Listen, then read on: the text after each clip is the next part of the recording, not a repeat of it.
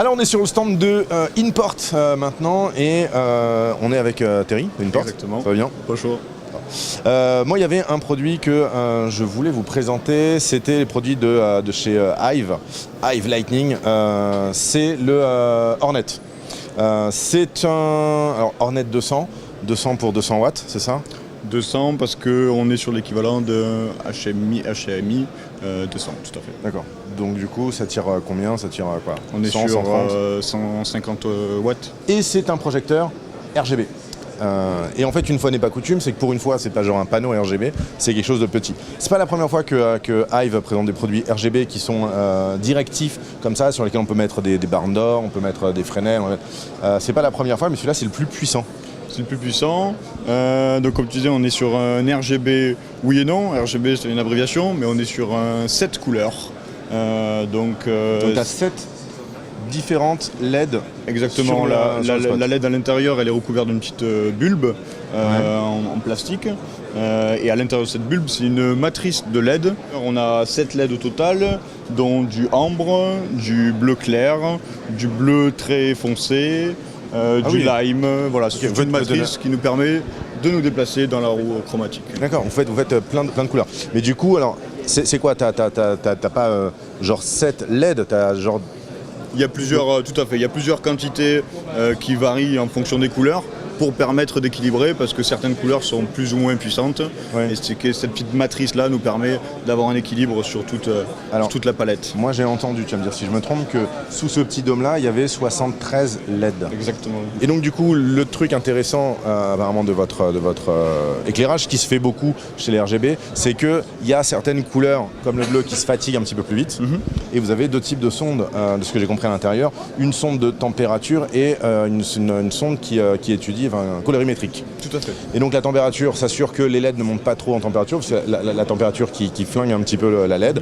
Donc dès que ça monte un petit peu, la LED redescend de manière à se préserver. Et puis également la sonde colorimétrique assure de pouvoir compenser si jamais il y a... Exactement. Ça va régulariser toute la roue chromatique. Très intéressant. Permettre qu'on ait la même intensité sur toutes les couleurs. Thierry, peut-être on pourrait allumer cette lampe. Tout à fait. Alors si tu veux, je sais pas, remettre peut-être le dôme. C'est une monture spéciale, non?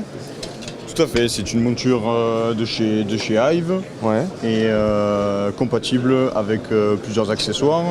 Nous avons. C'est des accessoires de Hive, il n'y a pas de fabricant tiers pour le moment qui vous ont sorti des trucs. Hive a ses accessoires, ouais. Donc on a du Fresnel, on a du Dome, on a voilà, différents accessoires, compatibles également avec les montes Profoto. C'est ce côté-là. Donc, exactement. Profoto, on peut mettre, c'est quoi, boîte à lumière. Exactement. Un truc comme ça. Donc là, chez Hive, on a ce bol. Tout à fait. Et on a Fresnel. Fresnel focusable. Exactement. Magnifique.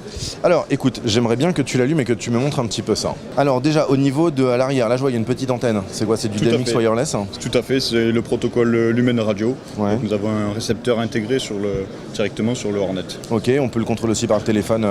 Exactement, via une application. Bluetooth. Tout à fait. Super, et on choisit toute la roue chromatique, on fait ce qu'on veut. Exactement. Est-ce qu'il y a des effets qui existent? Genre, tu sais, feu d'artifice, stroboscope, oui. Voiture de police et tout? Oui, tout à fait. On a une liste d'effets qui sont déjà préprogrammés dans le projecteur. Ok. Après, donc là, on a nos deux prises DMX in, out.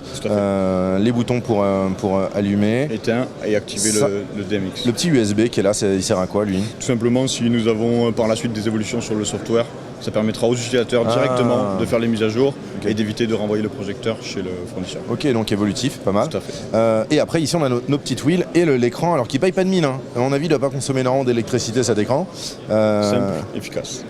Bah écoute, on va voir. Est-ce que tu peux m'expliquer comment ça marche? Donc là, je suis sur le mode RGB, donc sur la partie couleur.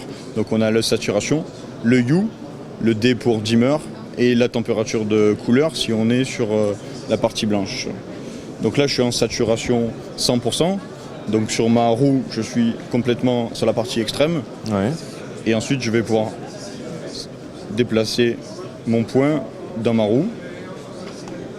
Et avec un simple press sur le bouton Adjust, je vais pouvoir accélérer Ouais, parce que j'allais dire, sinon les degrés 10 par 10. Sinon tu t'en sors pas, Voilà, c'est trop lent. valable pour toutes les fonctions. Ce qui me permet d'aller beaucoup plus vite et d'accéder directement à ma couleur. Mais si je veux ajuster finement, je fais un petit press. Et là, ça devient un par un. Tu fais des incrémentations de 1. Tout à fait. C'est valable, je suppose, ça, pour tous les paramètres. Oui. Est-ce que tu peux montrer comment est-ce qu'on passe en mode blanc, par exemple, ou en Donc, mode blanc, simplement, il suffit que je remette la saturation à 0, ce qui va me mettre au point 0 au milieu de ma roue chromatique. D'accord. Voilà, je suis à 0. Et là, je vais sélectionner la température de couleur. Donc tu peux aller à combien? 1650. Ah ouais, mais c'est très très bas, ça. Ah, tout à fait. Sur des produits de ce genre où nous avons plusieurs couleurs, on n'a plus de limite 3002, 5006, vu qu'on est capable de faire tout le tour de la roue. Bah, là, vous montez jusqu'à 1008, ce qui est en fait en soi un 8000. peu moins que ce qui... 8000, pardon. Tout à fait. Donc vous êtes de 1006 à 8000, ce qui en soi est un petit peu moins haut que d'autres éclairages qui montent facile à 9999. Mais 8000, ça reste quand même une froide journée d'hiver. Tout à fait. Ça, c'est une température de couleur qui a été définie dans le software. Oui. Maintenant, on peut accéder à d'autres températures de couleur, tout simplement sur la partie EU. Tout à fait. Du coup, est-ce que... Alors effectivement, voilà, je suis d'accord avec toi, c'est assez simple d'utilisation. On sélectionne avec un bouton et on ajuste avec l'autre. Est-ce que tu peux montrer comment est-ce qu'on aurait des effets? Menu, effet, donc 1 sur 3.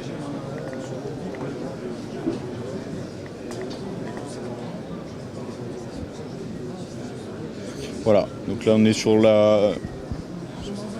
Ah oui, t'as pas mal. on est sur la sélection des différents effets. Polyscar, c'est la plus... On peut ajuster l'intensité de notre effet et la vitesse. Ça marche. Est-ce que ça fonctionne sur batterie? Je vois qu'il y a une batterie Veloc ici. C'est une Tout à fait. On peut alimenter le projecteur via un XLR4. Ouais. Et on accepte donc entre 24 et 36 volts en DC. Donc ça, c'est pas une batterie Veloc traditionnelle en fait. C'est pas une batterie Veloc traditionnelle. La monte est traditionnelle. La batterie démarre à 26 volts, ce qui va permettre de le démarrer, puisqu'il démarre à 24 volts.